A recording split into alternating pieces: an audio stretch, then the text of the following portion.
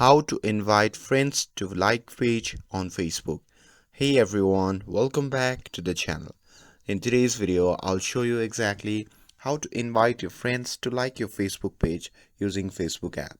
So now without further ado, let's get started. So first thing first, open the Facebook and make sure that you are logged into your account. And here, once you are inside, simply click on the profile icon shown in the top right corner of the screen.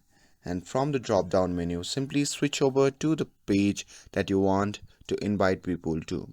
And here, once you have switched, your account will act as that page. And now here, after switching, just tap on the page name again to go to the page view.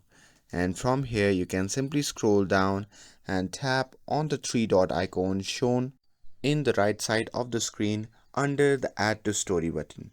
And here, once you tap on it, a pop-up menu with lot of options will appear. From that menu, simply tap on invite people to connect, and after that again another pop-up with list of friends will appear. From there you can simply select the friend which you want to send the invite to, and once you have selected it, simply click on send invitation, and that's it. That's how you can invite friends to like page on Facebook.